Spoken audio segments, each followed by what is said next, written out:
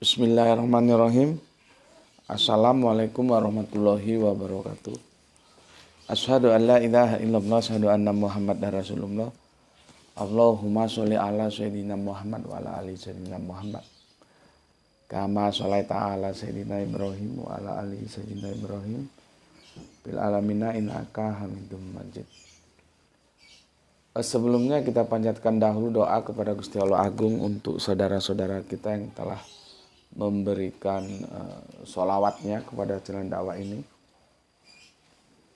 sehingga channel ini dapat dengan setia hadir dalam ruang-ruang diskusi kalian semuanya dimanapun kalian berada. Tentu dengan sebuah harapan, insya Allah sholawat itu akan menjadi catatan langit amal soleh bagi mereka dan keluarganya kelak, dan insya Allah akan terbalaskan dengan balasan yang lebih baik lagi. Kemudian untuk seluruh viewer terkasihku di mancanegara, di dalam negeri, aku ucapkan terima kasih atas apresiasinya. Semoga selalu always dan tidak pernah never tetaplah bertumbuh menjadi satu pribadi tangguh, yaitu menjadi yang anti skip dan anti download. Bagi yang berkenan silahkan saja di share ya, tapi linknya, jadi jangan diunduh, dipotong-potong lalu diunggah ulang. Aku ndak pernah kasih izin untuk yang seperti itu. Kemudian dari kalian semuanya, aku nggak bisa sebutkan satu persatu. Terima kasih atas doa baiknya untukku, dan aku juga berdoa semoga kebaikan doamu itu yang dipanjatkan kepada Gusti Allah Agung untukku, Gusti Allah Agung curahkan juga kepadamu. Ya, sebagai sesama saudara kita saling mendoakan dalam kebaikan. Dan insya Allah doa kita bagian dari sekian banyak doa yang dikabulkan oleh Gusti Allah Agung. Amin amin ya rabbal alamin. Oke, di pagi yang cerah ini ya, ketika sang surya telah membagikan kehangatannya untuk mengurangi sedikit rasa dingin yang ada. Ya, kita masuk seri yang ke-6 dari Mimpi dan Wahyu. Ya. Apakah ini akan di end atau akan berlanjut ya, kita lalui saja lah ya. Nanti kalau memang bisa di end ya di end, kalau harus berlanjut ya kita lanjutkan ke seri berikutnya.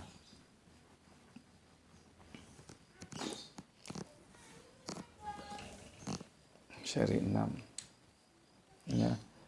Bismillahirrahmanirrahim.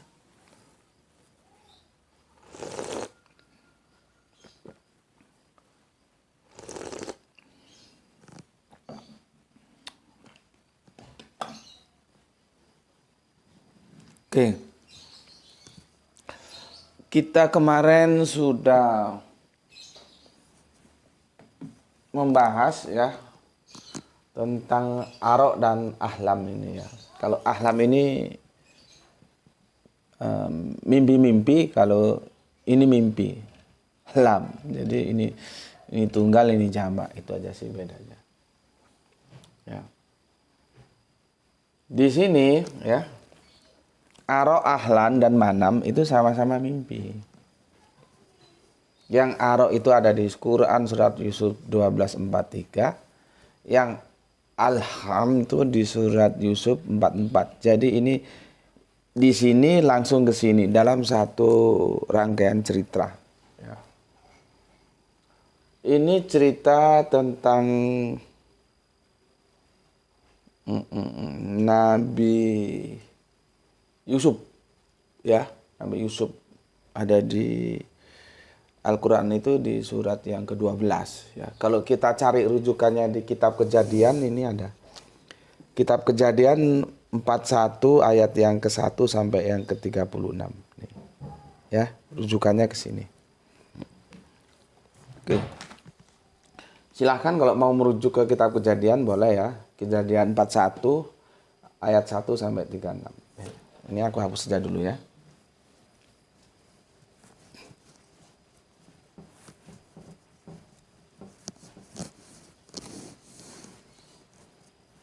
Dalam bahasa itu ada yang satu kata ya itu nanti macam-macam makna. Itu yang disebut dengan polisemi ya. Tapi ada yang kebalikannya ketika masuk terjemahan. Macam-macam kata aro, ahlam, manan diterjemahkan menjadi satu kata mimpi. Nah, itu hati-hati kamu. Aku kasih contoh ya.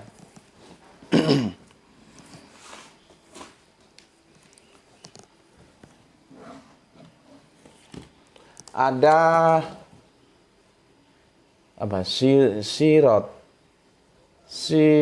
Sirotol mustaqim. Ada lagi apa? Torik. Ada lagi apa? Sirot, torik, syabil. Ini ya, kalau kamu baca di Al-Quran, terjemahan Depak itu, ya, ini menjadi satu. Itu jalan. Begitu dia. Ya. Jadi kacau. Sirot ya jalan, torik ya jalan, syabil ya jalan. Nih. Kamu baca. Padahal sirot itu meskipun jalan tapi tidak sama dengan torik. Torik juga meskipun jalan tidak sama dengan syabil. Masuk ke terjemahan menjadi jalan. Apa enggak bubar gitu. Ini kebalikan polisemi. Polisemi satu kata banyak makna. Ini banyak kata diterjemahkan menjadi satu makna. Bismillahirrahmanirrahim.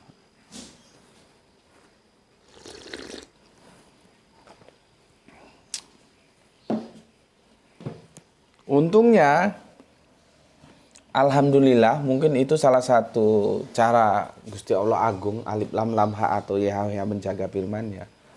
Sebagai pertahanan terakhir, Al-Quran ini kan kitabullah yang terakhir, itu dia benar-benar dijaga jadi nggak sampai bubar ya. Walaupun pendahulunya sudah seperti itu ya. Kita masih punya original teksnya, maka tinggal kembalikan ke original teksnya. Kalau kita berantem di jalan ini, nggak ketemu, ya. Sama dengan kita bahas mimpi ini, ya. Kalau kita berantem di mimpinya ini, nggak ketemu, tarik aja ke sini, nanti ada aro, ada ahlan. Ya. Ini kan menjadi sesuatu yang aneh. Ini satu satu cerita, ya. Lihat ayatnya aja berurutan. Quran surat Yusuf surat 12 ayat 43 ayat 44. Di sini Firaun bermimpi tapi dia menggunakan aro. Dijawab oleh ahli-ahli nujumnya. Tapi mimpinya itu pakai istilah alham. Kenapa berubah?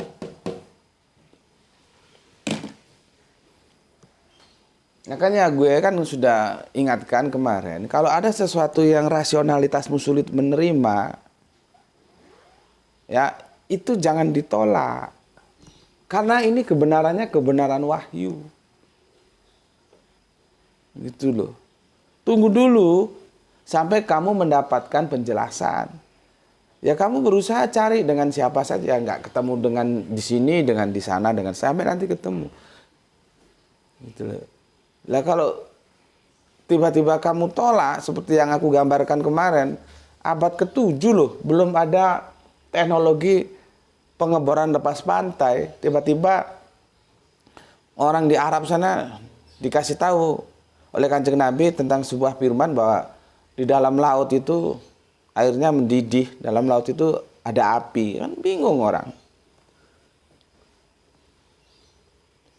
Lah kalau misalkan mereka terus menggunakan logikanya saja terus ini nggak masuk logik ini. bubar.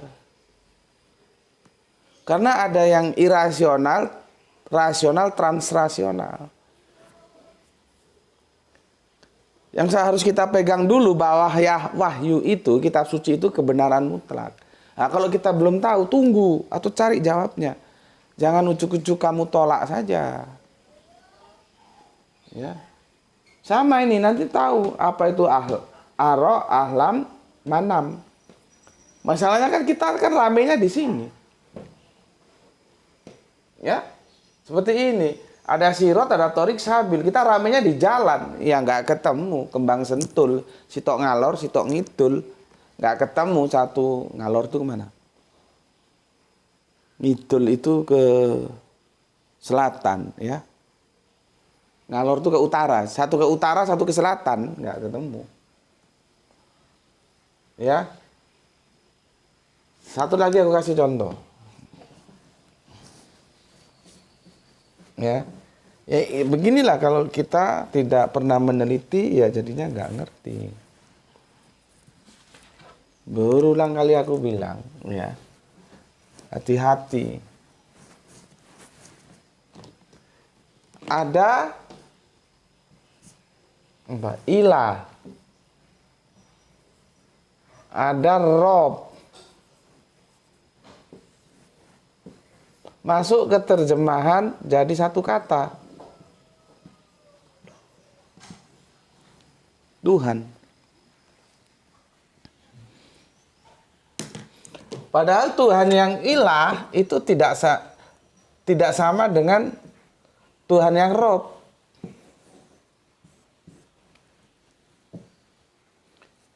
Ini bisa diterjemahkan karena ini bukan proper name. Rob ini diterjemahkan apa? Guru bisa, pembimbing bisa. Ilah itu apa? Penggerak bisa. Bisa. Yang nggak bisa diterjemahkan itu alif, lam, ha. Karena ini proper sudah. Proper name. Nggak bisa diterjemahkan. Dan nggak boleh. Ya, nggak boleh. Ya. Ilah ini boleh, Rob ini boleh. Maka dia diterjemahkan. Apa? Terjemahannya Tuhan, ini yang bikin kacau. Ya. Kalau Allah mau diterjemahkan apa? Sama ini. YHWH. Mau diterjemahkan apa? Nggak bisa. Dan memang nggak boleh. Proper name itu nggak boleh. Ini proper name, ini proper name. Ini diterjemahkan kok boleh? Iya. Rob itu kalau kita menjadi Tuhan, bahasa kita, ilah juga menjadi Tuhan. Karena ini bukan proper name. Masalahnya ilah dan rob itu berbeda. Ini fungsinya sebagai guru, pembimbing, ya. Kalau ini penggerak.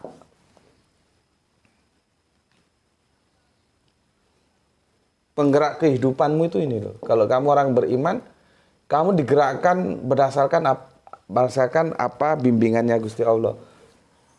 Gue mau ke sana Gusti Allah ridho enggak? Ridho, jalan. Oh enggak ridho, jangan. Itu loh. Gue mau tanda tangan berapa? 5M. Lalu tanda tangan berapa? 15M. Yang 10M mana? Mau gue sikat. Tanya, Allah ridho enggak? Enggak ridho, jangan. Rob ini pembimbing, guru, apalagi. Ya. Jadi beda antara ilah dan rob. Karena ini berbicara fungsi. Peranan. Sayangnya masuk ke kita Tuhan. Makanya guru Al-Quranku, Gus Panani tidak mau. Beliau itu sangat ketat gitu lah. Aku juga kadang-kadang berpikir itu sampai sebegitunya ya. Tidak mau. Semoga Allah merahmati tidur panjang. Beliaunya nggak mau bilang agama. Islam itu bukan agama, semua agama sama. Pernah rame sama gue.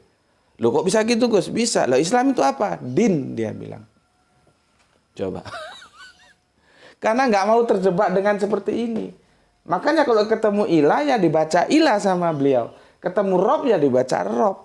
Nggak diterjemahkan Tuhan begini. Kacau. Ketemu Islam itu din. Bukan agama dia bilang. Waduh, repot.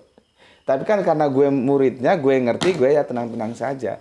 Yang agak sulit nanti misalkan beliau diundang dulu itu Gejahan itu. Misalkan diundang di kampus, bisa jadi, atau diundang di pertemuan-pertemuan publik yang mainstream bisa jadi masalah. Dikirain plural, padahal enggak, singular. Ya. Oke, nanti akan aku jelaskan apa itu aro, apa itu ahlam ya. Ini introduction dan mereview yang kemarin ya.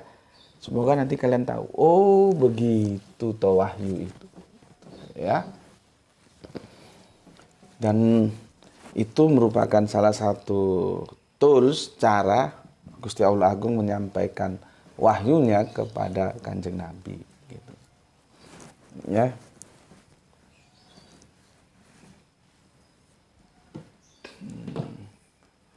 Oke, gue minum dulu. Bismillahirrahmanirrahim.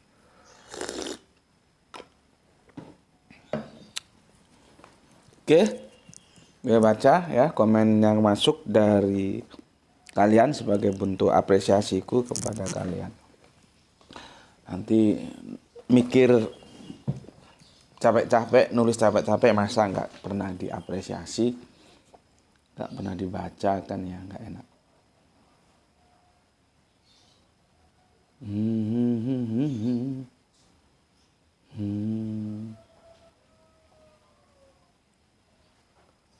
Pertama komen masuk dari Rian Kutub, salam dari Pringsewu, Lampung, Gus. Oh, kamu orang Pringsewu? Di mananya pasar itu? Berarti kamu itu Haga di Kedo ya? Sorry. Kamu pakai Haga Dipa, bukan Haga di Kedo ya. Karena Lampungmu itu Lampung Selatan ya. Maka dia bahasanya Haga di Kedo. Mau kemana gitu. Nanti yang kalau sudah ke utara itu beda lagi, Haga Dipa. Gitu ya. Pringsewu itu kan dari Tanjung Karang, dulu kami nyebutnya Tanjung Karang. Ada pasar apa itu? Bambu Kuning ya, depannya ada rumah makan Padang Begadang 2 itu. Jadi sekarang kan orang sebutnya Bandar Lampung. Dari Tanjung Karang terus ke Gedung Air ya, terus ke Kurungan Nyawa, namanya serem-serem, Kurungan Nyawa, Negeri Sakti, Berenung, terus ke Wiono, Gedung Tataan ya kan, terus belok kiri itu ke Kedondong, ini terus saja nanti ketemu Pringsewu ya, betul ya, terus nanti ada Gesting kan, terus bisa tembus nanti ke apa? Tulungagung, Tulungagung, Kota Agung ya. Nanti Kota Agung terus ya ke laut. Dan itu ombaknya besar di Kota Agung ya. Itu di daerahmu Pringsewu itu dulu ada orkes Melayu terkenal dulu ya. Untuk kawasan Lampung seluruhnya itu termasuk bintangnya lah ya. Tapi bosnya sudah meninggal karena OD ya. Ya kan, sebelum masuk Pasar Pringsewu, markasnya musiknya tuh sebelah kanan ya. Nggak tahu kamu kelahiran tahun berapa juga aku nggak ngerti. Nanti aku cerita kamu nggak ngerti juga. Kamu tanya saja sama sesepuh-sesepuh di situ yang suka musik, kenal nggak dengan satu nama yang bernama Genjut itu, gitu aja. Ya, oke, Pringsewu, Pring itu bambu, sewu itu 1000 ya, bambu 1000. Bambu 1000. Belum ada ya lagu bambu 1000. Tapi kalau pecah 1000 sudah ya. Pecah 1000. Lampung Gus, oke terima kasih ya. Semoga otakmu semakin cerdas ngaji di sini dan gobloknya menjadi bertepi, kemudian hilang. Matur nuwun untuk Rian Kutub ya. Dilanjutkan Palu, Gispati ya. Soalnya kita dari Palu. Hadir Tuan Guru, salam Isra buat semuanya. Oke, matur numbah nuwun atas 3 merah hatinya ya. Terima kasih. Salam Isra juga untuk semua saudaraku yang ada di Palu. Kemudian dari Palu kita terbang ke Bandung. Ada soleha kita lagi, Rahani Junaidi. Assalamualaikum Ustadz. Waalaikumsalam. Semoga Ustadz sehat selalu bersama keluarga. Amin. Doa yang bersama untukmu. Semoga kebaikan doamu juga Gusti Allah Agung curahkan untukmu. Soleha kita yang ada di Bandung, Paris, Panjapa. Kita lanjutkan. Nah, ini jagoan kita yang pegang Jakarta Selatan ini. Riwak. Hadir Gus. Oke, salam Isra juga untukmu. Untuk semua saudara-saudaraku yang ada di Jakarta Selatan. Ya. Ditaku-taku. Ya. Namamu itu kayak aneh ya. Ditaku. Opo ditaku? Nggak ngerti ya. Ya. Sehat selalu Gus. Ya, alhamdulillah. Salam Isra juga ya. Dan semoga engkau juga sehat selalu. Kemudian ada Kang Mas Yohanes, mantap Gus, oke, matur thank you, terima kasih untuk Kang Mas Yohanes, nggak tahu ada di mana, mungkin bisa dikonfirmasi. Kita lanjutkan Kang Irfan Al-Akbar. Diksi kata mimpi arti awalnya adalah di saat tidur memiliki pikiran melihat atau mengalami sesuatu. Namun dalam perbincangan sehari-hari, diksi kata mimpi ini sering diartikan sebagai harapan, cita-cita, keinginan. Masih menyimak dari Kerinci Jambi. Itu beda, Van. Ya. Yang pertama itu diksi di saat tidur memiliki pikiran, melihat atau mengalami sesuatu, itu mimpi yang sedang kita diskusikan, mimpi yang harafiah. Sementara yang kedua ini, namun dalam perbincangan sehari, diksi kata mimpi ini sering diartikan sebagai harapan, cita-cita, dan keinginan. Itu yang metafora, gitu ya. Jadi lain, sama-sama mimpi tapi lain. Gitu. Bicara tentang harapan, itu almarhum guru Al-Quran Gus Panani kalau bilang doa itu apa? Senandung harapan. Jadi kalau orang berdoa itu orang sedang menyenandungkan harapan. Maka kalau bilang doa itu senandung harapan. Ya. Oke, Irfan Al-Akbar, kita lanjutkan ke Laisaragi Usman Kam. Assalamualaikum Gus. Waalaikumsalam. Izin mengikuti kajiannya Tuan Guru. Semoga engkau bersama keluarga selalu sehat Gus. Begitu juga dengan saudaraku yang ada di channel dakwah ini di Tanah Abang. Tanah Air maksudku. Salam Islam rasional from Usman Saragi Dubai UAE. Oke, mau lihat kodang tamu nasu dia teh. Terima kasih banyak untukmu dan semoga kebaikan doamu itu juga dicurahkan Gusti Allah Agung kepadamu. Amin amin ya robbal alamin. Jagoan kita, soleha kita Bukne mualaf ini ya. Mualaf yang totalitas ini. Ya. Assalamualaikum warahmatullahi wabarakatuh. Waalaikumsalam. Saya pribadi pernah mengalami mimpi. Saat itu ibu saya sakit keras selama berbulan-bulan lamanya. Ibu saya berada di Surabaya dan saya di Banjarmasin. Ibunda saya datang dalam mimpi dan berpesan, "Nduk, Bukne wis gak kuat maneh. Aku pamit yo, Nduk." Jadi ibunya dalam mimpinya itu berpamit karena sudah tidak kuat menahan sakit. Kira-kira begitu terjemahannya ya. Tentunya saat terbangun saya cuma bisa menangis dan menangis. Lalu saya bawa sholat subuh dan dalam doa saya mengikhlaskan apapun ketentuan Allah. Kemudian sekitar pukul 9 pagi saya dapat kabar ibu sudah tidak ada. Semoga Allah mengampuni segala kesalahan beliau. Salam Isra semuanya. Amin. Amin ya Rabbal Alamin. Gini Bu nih, aku nggak tahu ya, cuman aku menyampaikan saja ya. Nanti ya memang akidah begitu ya, kok keras amat ya. Ya memang akidah begitu, aturannya begitu. Dulu kan ada yang tanya teman kita dari yang dulu sudah kembali bersahadat ya, si A, terus keluar ya bersahadat lagi, terus dia campur-campur sepertinya itu. Ibunya itu Katolik. Mati dalam keadaan Katolik. Terus dia bilang, dia mendoakan ibunya. Gue bilang, dia tanya apa gimana itu. Gue bilang nggak bisa. Akidah itu menjadi pemisah. Di Al-Quran itu mau kamu doakan 70 kali pun itu enggak bisa, enggak ngepek. Ya, kalau akidahnya sudah beda. Jadi ketika dalam satu rumah itu ada percampuran agama, bapaknya ini, ibunya ini, anaknya ini.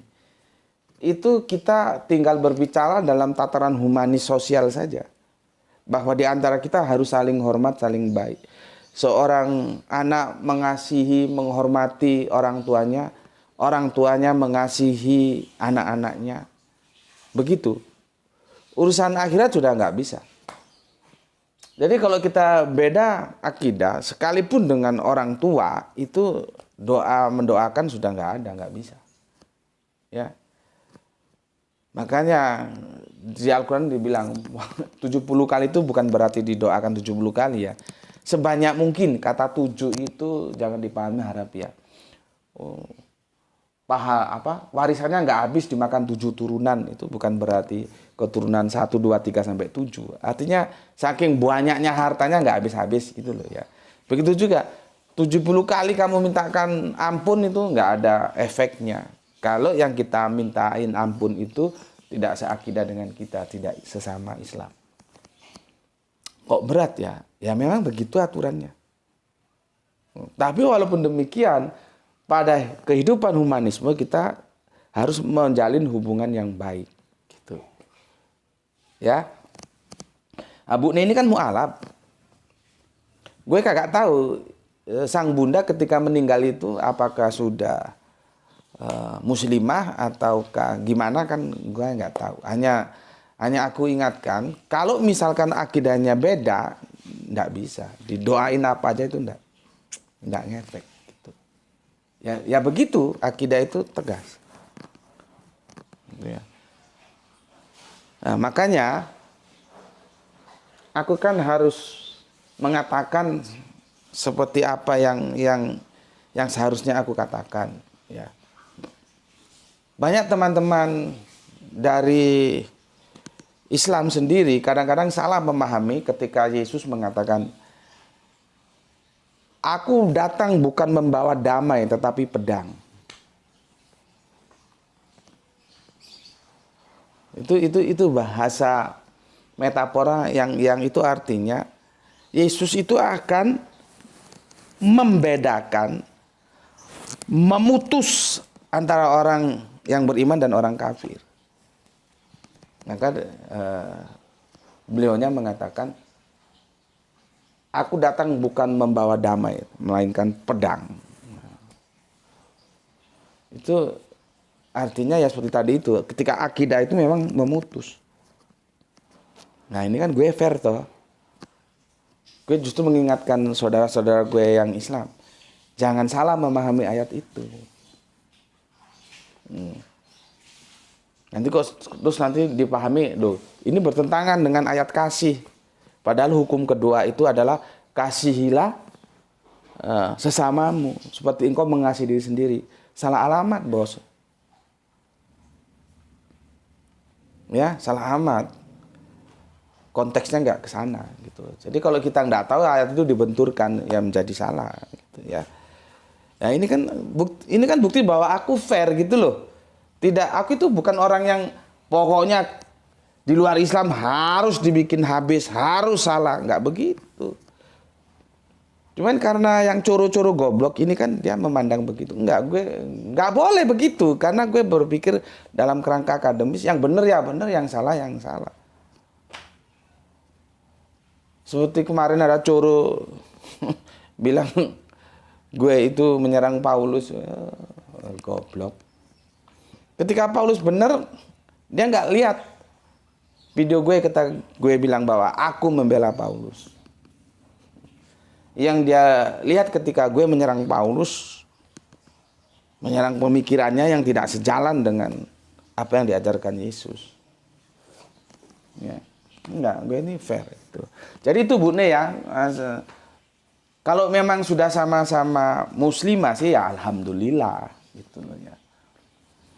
Aku kan nggak tahu, cuman dapat penjelasan jenengan itu mu'alaf gitu aja. Oke. Kemudian, dan ini juga kan bukan hanya untuk Bukne, ya. Makanya perlunya kolom komentar itu dibaca, itu juga menjadi pengetahuan bagi kita bersama. Jadi komentar teman itu juga pengetahuan kita gitu loh ya. Oke, selanjutnya Pak Abdul Muluk. Assalamualaikum, waalaikumsalam. Deli sedang itu nyimak Gus. Semoga selalu dalam keadaan sehat dan berbahagia selalu ya. Salam Isra untuk saudaraku semua. Terima kasih. Oke, terima kasih Bapak Abdul Muluk yang ada di Deli Serdang ya. Salam untuk semua saudaraku yang ada di sana. Kemudian Aki Beben ya, apa Ben? Apa Ben? Assalamualaikum, waalaikumsalam. Semoga sehat walafiat selalu sekeluarga. Bagaimana menurut Gus tentang ini? Yesus sedang mimpi atau melamun? Ya. Matius 26:18 terjemahan baru ya. Jawab Yesus, pergilah ke kota kepada si Anu dan katakan kepadanya, pesan guru, waktuku hampir tiba, di dalam rumahmu lah aku mau merayakan Paskah bersama-sama dengan muridku. Ya. Ke kota apa, kepada siapa? Masa sih Tuhan fly gitu ya. Gimana ini? Kamu nukil satu ayat sih ya. Kamu coba nanti baca ke 26 yang ke-19. Itu nanti si anunya itu siapa? Nanti kan ketemu di sana, ya. Terus kalau masalah kota ini, ya ini terjemahan sih ya. Originalnya gimana ya? Ke kota yang mana itu sepertinya memang nggak ada penjelasan ya. Kalau si anunya itu bisa kita lihat nanti. Ya. Dan aku tidak tertarik untuk membahas ini kalau itu disandarkan kepada Yesus sedang mimpi atau melamun. Aku tidak tertarik. Yang begini-begini ini aku tidak tertarik. Ya. Justru aku tertarik pada diksi Paskah. Lihat ya. Jawab Yesus, pergilah ke kota kepada si Anu dan katakan kepadanya, pesan guru, waktuku hampir tiba. Di dalam rumahmu lah aku mau merayakan Paskah bersama-sama dengan murid-muridku. Pertanyaan gue, Paskah yang mana? Paskah Kristen sama Paskah Yahudi itu beda. Beda. Maka Paskah yang dirayakan sama Yesus itu Paskah Yahudi. Bukan Paskah Kristen. Beda kan? Itu sebagai jawaban yang tadi malam sudah kita kaji bersama, kita unggah. Agama ini nggak bisa dipandang parsial. Dia menjadi satu kesatuan yang holistik. Mulai milata Abraham, Yahudi, Nasrani, Islam. Ini satu kesatuan, sama-sama anak Abraham. Nah, tapi kalau kafir-kafir goblok memahaminya dia penggal seperti itu, ya kan gue sudah bilang di sana. Ya nggak apa-apa kalau mau dipenggal. Akhirnya bermasalah saling klaim seperti itu. Ngapain Al-Quran bikin cerita Nabi Adam sampai Nabi Isa ada di situ? Itu kan kitab kami. Kata orang Kristen begitu. Nanti kata orang Yahudi, masih mendingan orang Islam. Lah kamu Kristen nyolong kitab aku, satu kitab kamu ambil. Apa enggak bajingan itu? Nah, kan jadinya begitu. Karena cara pandangnya parsial. Kalau gue kan enggak, dia horizontal. Jadi saling terkait. Memang karena ini dari satu sumber yang sama. Contohnya ini. Nggak mungkin Paskah Kristen yang diperingati oleh Yesus itu Paskah, hakul yakin Paskah Yahudi. Artinya Nasrani itu tidak bisa lepas dari jejak Yahudi sebagai saudara tuanya. Islam pun sebagai pelanjut Nasrani nanti begitu. Masalahnya kan penyakitnya kan karena saling parsial. Ya. Kita mulai dari Milata Abraham masih oke lah ya. Milata Abraham kalau gue nyebutnya itu berabrogasi ke Yahudi. Nah, Yahudi ke Nasrani tidak mau. Seharusnya ketika Kanjeng Nabi Isa datang, mereka berabrogasi dari Yahudi ke Nasrani. Tapi orang Yahudi tidak mau. Berikut juga itu diulangi oleh Kristen yang awalnya Nasrani. Seharusnya mereka abrogasi ke Islam, tapi kan Kristen tidak mau. Gitu loh. Ya. Tapi sulit menjelaskan kalau ya bagaimana ya menjelaskan kalkulus sama anak TK kan tidak mungkin. Itu namanya teori abrogasinya begitu. Jadi semua itu saling terkait. Kalau pandangannya parsial, ya itu lagi. Kalau sampai orang Yahudi juga klaim, sekarang kitab kami jangan kamu pakai. Ya tinggal segini kitabnya teman Kristen itu. Karena satu kitab ya dari mulai Kejadian sampai Maleaki itu diambil sama orang Kristen. Bukan per kasus. Ya, maka dari itu aku bilang sebetulnya agama ini dia saling berabrogasi, saling terkait, tidak parsial. Contohnya ya ini. Matius 26:18. Ya. Yesus merayakan Paskah. Nggak mungkin Paskah Kristen orang Yesus belum disalib kok. Ya Paskah Yahudi itu. Ya. Oke. Kemudian Kang Wahyudi Junaidi. Assalamualaikum Gus. Waalaikumsalam. Nyimak kajian sambil nyeruput Ipok Robusta Lampung oleh Nawak Ayas. Salam Isra. Oke, salam Isra juga untukmu saudaraku Kang Mas Wahyu Junadi. Kopi Lampung itu cenderung ke Robusta ya, bukan ke Arabica ya. Tanah Lampung yukidai bumi sae kaya-kaya. Tanah Lampung yukidai bumi sae kaya-kaya. Oke, terima kasih. Kita lanjutkan Kang Hermana Natawijaya. Assalamualaikum warahmatullahi wabarakatuh. Waalaikumsalam. Salam Isra buat semuanya. Oke, salam Isra juga untuk semua saudaraku yang ada di Bandung. Kemudian ditaku. Assalamualaikum warahmatullahi wabarakatuh. Waalaikumsalam. Salam Jum'ah berkah. Amin ya. Semoga keberkahan ya dilimpahkan untuk kita semua. Ditaku. Waalaikumsalam ditaku. Kemudian Kang Sahran Gipari menyimak setelah tayang. Oke, mantap. Salam Isra untukmu. Komen ketiga. Apa iki? Selopet 2 gemilang. Apa, Fet? Pertanyaanmu apa, Fet? Salam Isra, Gus. Oke, salam Isra. Kan sholat zuhur sudah diatur waktunya oleh pemerintah. Ya, pemerintah kok ngatur waktu sholat, kon niku ya goblok.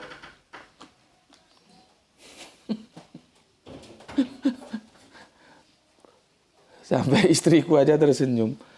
Pemerintah itu nggak ngatur waktu sholat. Ngatur waktu sholat itu ya sebetulnya Kanjeng Nabi sudah nggak ada, meninggalkan Al-Quran dan Sunnah. Maka kita lihat Al-Quran dan Sunnah itu sebagai literasi keberagamaan kita. Pemerintah itu tinggal mengendorse saja, bukan mengatur. Ini loh. Kok ono-ono wae kok pemerintah mengatur waktu sholat. Jadi duhur, asar, maghrib itu bukan pemerintah yang ngatur. Al-Quran, sholat adalah ibadah yang telah ditentukan waktunya. Itu Al-Quran yang ngomong, bukan pemerintah. Selopet. Nggak ngerti aku, kamu tuh kok dijelaskan nggak diperhatikan. Ya. Ada jadwal tepatnya kapan waktu azan dan sholat. Ya. Sekitar jam 12 siang, bagaimana cara kita mau sholat zuhur di hari Jumat kalau jam sholat zuhurnya bertabrakan dengan sholat Jumat? Siapa bilang bertabrakan?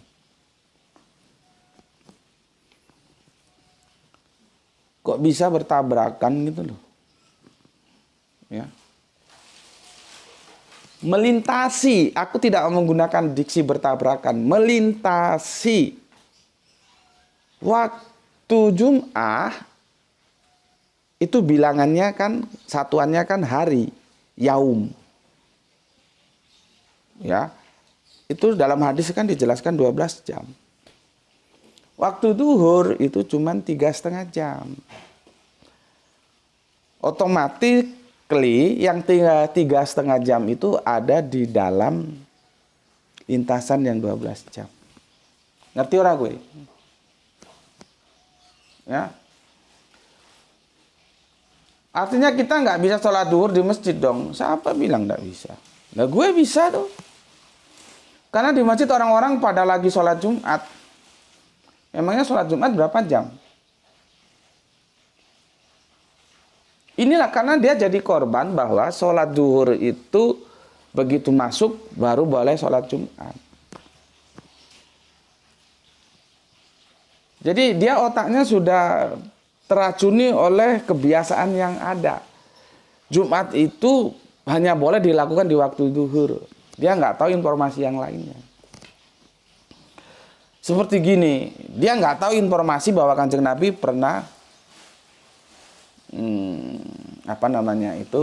pakai kunut. Dia nggak tahu. Yang dia dapatkan informasi Kanjeng Nabi tidak berkunut. Begitu ada orang pakai kunut, dia bilang, oh bid'ah itu. Coba. Begitu juga yang sebaliknya. Dia tidak pernah dapat informasi bahwa Kanjeng Nabi nggak kunut. Begitu ada orang sholat nggak kunut, dia lihat sebaliknya, dia bilang, oh itu bid'ah itu. Kembali lagi apa? Parsial tadi yang gue bilang. Nggak holistik bahwa Nabi ya pernah kunut, pernah tidak kunut. Jadi orang yang tidak kunut itu bukan bid'ah, orang yang kunut juga bukan bid'ah karena sama-sama dicontohkan. Begitu juga Kanjeng Nabi itu memberi contoh ada 3 ya, seperti ini ya. Terus jam siang itu duhur dan sore itu sama-sama pernah dilakukan. Cuma yang diekspos oleh publik itu seolah-olah menjadi ketetapan dan menjadi sebuah keharusan bahwa sholat duhur itu begitu masuk baru boleh sholat Jumat. Karena dia nggak dapat informasi sholat Jumat di di pagi hari itu ya, itu boleh, di senja hari juga boleh. Ya. Apa ini ya? Artinya kita nggak bisa sholat zuhur di masjid dong, karena masjid orang-orang pada lagi sholat Jumat. Sedangkan kita laki-laki dituntun untuk sholat ke masjid. Kalau kita sholat zuhur setelah sholat Jumat, berarti sholat zuhur yang kita lakukan jadi tidak tepat waktu. Mohon kasih solusinya Gus, karena permasalahan ini cukup repot karena kita berlawanan dengan Islam mainstream. Gini aja lah ya, nanti tak bikinkan videonya tersendiri ya untuk kamu ya. Nanti aja tak bikinkan. Supaya nggak out of the box. Tidak out of the topic ya. Nanti tak bikinin videonya ya untuk celopet ya. Oke. Semoga nanti setelah aku bikinin videonya kamu ndak lagi nggak lagi repot ya. Oke, nanti Kang Mas ya tak slowet ya, tak bikinin videonya khusus ya. Oke, sekarang kita ke sini ya. Kamu sudah ngikuti apa yang aku bilang kemarin? Sudah ikuti belum ya? Kenapa di sini itu pakai arok, di sini pakai ahlam? Sudah kamu cek belum? Kamu kalau di depanku tak suruh ngecek gak ngecek, tak takoni karo ndiasmu tak tatap no tembok karo aku.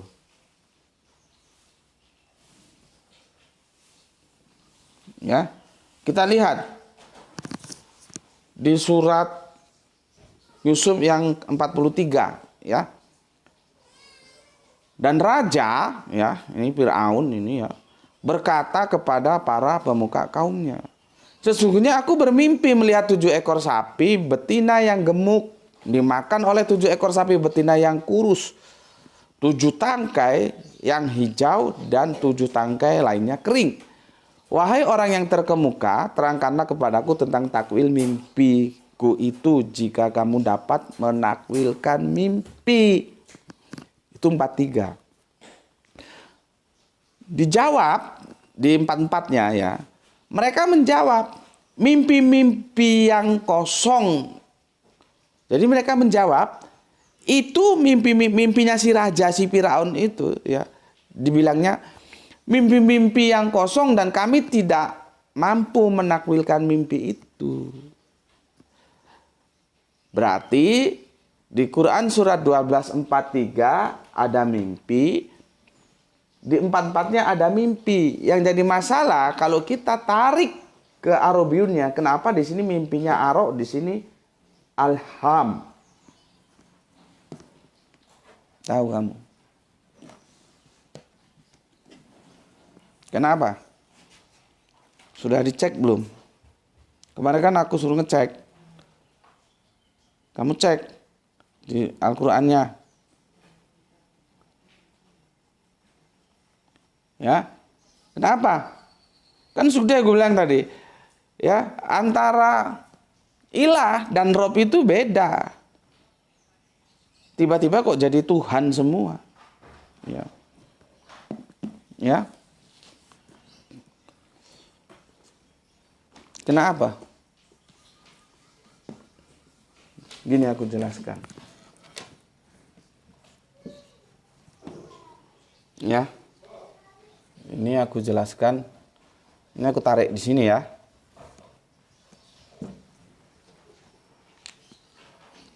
Jadi gini. Nanti itu kalau di Al-Qur'an ya, di surat Yusufnya, kamu baca surat Yusuf ya, itu mulai ayat yang keempat. Ingatlah ketika Yusuf berkata kepada ayahnya, wahai ayahku, sungguh aku, ya, itu ada yang menerjemahkan melihat, ada yang menerjemahkan mimpi. 11 bintang, matahari dan bulan, kulihat semuanya sujud kepadaku. Ya. Dilanjutkan ke surat yang kelima itu juga. Dan ayahnya berkata, wahai anakku, janganlah engkau ceritakan mimpimu. Ini Pak Yakob kasih advice kepada putranya Kanjeng Nabi Yusuf. Ya sama-sama Nabi sih mereka. Ya. Mereka akan membuat tipu daya, maksudnya membinasakanmu. Sungguh setan itu musuh yang jelas bagi manusia. Ya. Ini kalau kita baca nanti di surat 6, ya, surat 21, surat yang 36, bukan surat, ayat ya. Itu tentang Nabi Yusuf itu pakai ini dia. Ya. Ketika cerita sama ayahandanya, sama abahnya, sama bapaknya, itu pakai ini. Nanti kan kita sudah kita bahas ya, beberapa ada udah lama itu ya, ada setahun belum. Tentang episode Kanjeng Nabi Yusuf dan Siti Zulaika itu. Ya, kan akhirnya di penjara. Ini gue cerita aja sebab kalau gue baca ayatnya panjang, ya. Di penjara toh karena ya supaya rajanya nggak kehilangan muka lah ya, gitu. Yang salah tetap aja permaisurinya gitu kan. Di penjara, di dalam penjara dia kan ketemu 2 orang. Ya, ketemu 2 orang. Nanti kamu baca 2 orang itu nanti tanya kepada Yusuf tentang mimpi mereka. Nanti dijelaskan sama Yusuf, yang satu akan mati, yang satu menjadi pelayan, gitulah ya. Ini cepatnya aja ya supaya gampang. Jadi pelayan. Nah, setelah itu Yusuf pesan sama pelayan ini. Nanti kalau kamu keluar, maksudnya masa tahanannya sudah selesai, kamu ceritakan tentang aku ya, gitu. Nah, baru rajanya mimpi ini. Nah, tentang Yusuf itu juga pakai ini, pakai arok semua, nggak pakai ini, nggak pakai ini. Gitu loh, ya. Kalau kita baca teks Al-Quran itu ya, makanya ini agak sulit menceritakan kalau kamu tidak baca keseluruhan. Nanti kamu baca ya surat Yusuf itu ya, keseluruhan. Supaya apa yang aku jelaskan itu kamu dapat gambaran. Ya, si pelayan itu yang diramalkan jadi pelayan, ya tukang gini-gini minuman kan pelayan ya. Tukang bawa minuman itu dia sempat lupa tentang pesan Yusuf. Baru setelah peristiwa ini, dia ingat Yusuf. Nanti ini yang menjelaskan takwilnya Kanjeng Nabi Yusuf. Karena apa? Karena sudah diajari sama Gusti Allah Agung. Apa arti mimpinya? Ketika dia tanya kepada para pembesarnya, ya kepada para menterinya, dijawab, itu ahlam, mimpi itu. Pertanyaan gue, apa ahlam, apa arok? Gitu loh ya. Jawabnya di sini. Mimpi yang hak. Ini mimpi-mimpi kosong atau angan-angan kosong.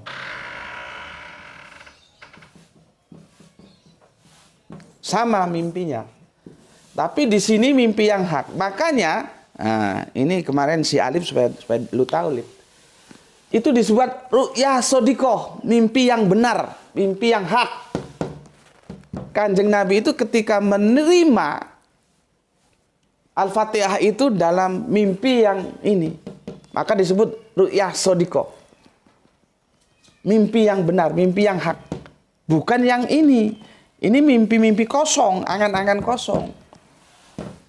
Makanya kan mimpi itu sebetulnya kan terbagi. Ya. Jadi begini logikanya. Fir'aun nih, anggap ini Fir'aun ya. Wah, gue tadi malam mimpi 7 ekor sapi, gemuk-gemuk, 7 ekor sapi, kurus-kurus. 7 tangkai gandum maksudnya ya, kan di sana kan nggak ada padi. Gandum yang hijau, 7 tangkai lainnya kering. Ini mimpi apa? Nah, berarti kan dia sadar. Orang dia bisa menceritakan mimpinya, bahkan dia cari. Ayo pembesar-pembesar, menteri-menteriku datang sini. Ini bahasa gue supaya gampang aja. Berarti kan dia sadar. Makanya gue bilang, mimpi itu dalam tidur. Tidur tidak sadar, tapi ketika mimpi dia punya kesadaran. Tapi harus ingat, kesadaran sebatas apa yang dia mimpikan. Jadi Kanjeng Nabi terima wahyu itu ya sadar, bukan nggak sadar gitu loh. Ya, seperti apa yang dialami si raja ini dipanggil. Ayo jelaskan sama aku mimpi apa penjelasannya? Ya namanya menteri-menteri goblok ini nggak bisa mentakwil, maka dia supaya nggak banyak tanya gitu deh. Oh itu mimpi-mimpi kosong. Jadi dikatakan mimpinya si raja ini sama menterinya dibilang mimpi-mimpi kosong. Karena apa? Mereka tidak mampu mentakwil. Gitu loh, ya. Jadi ini mimpi sungguhan. Dia sungguh-sungguh mimpi. Arok, nanti ada ro'yu. Ini mimpi sungguhan. Karena para menterinya nggak bisa mentakwil, maka supaya gampang, itu mimpi-mimpi kosong itu. Gitu loh. Jadi bedanya antara arok dan ahlan itu mimpi-mimpi kosong. Mimpi-mimpi yang kebanyakan tidur mungkin gitulah. Ya, bukan mimpi yang benar. Ya. Coba kita lihat. Tapi sepertinya menterinya ngaku kok ya. Menterinya kan ngaku. Para menterinya kan ngaku begini. Ya. Mereka menjawab, para menteri itu mereka menjawab itu mimpi-mimpi yang kosong dan kami tidak mampu menakwilkan mimpi itu. Jadi karena dia tidak mampu, mereka itu ya, para menterinya tidak mampu menakwilkan, maka sudah dihajar saja. Itu mimpi-mimpi kosong itu. Nah,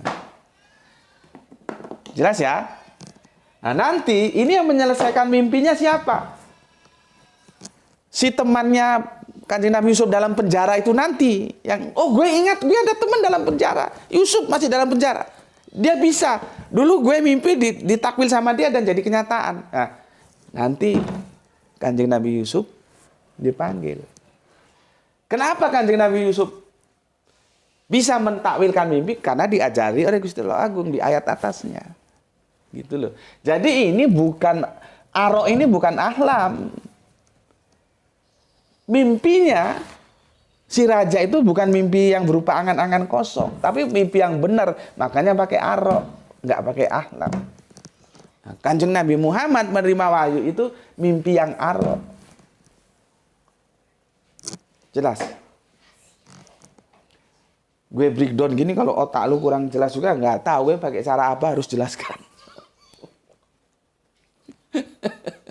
Makanya ya, kalau punya duit itu jangan pelit. Ya, beli ikan laut itu banyak proteinnya ya. Beli buah supaya otakmu itu terisi nutrisi-nutrisi yang mendukung otakmu untuk cerdas. Nanti ada rezeki, beli buku. Ya. Kalau kamu duit itu nggak kamu bawa mampus. Kamu mampus nanti duitmu ya paling untuk anakmu atau apamu. Itu pun bisa jadi rabe kalau anakmu berebut. Ya. Beli apa? Ikan laut apa makan gitu ya.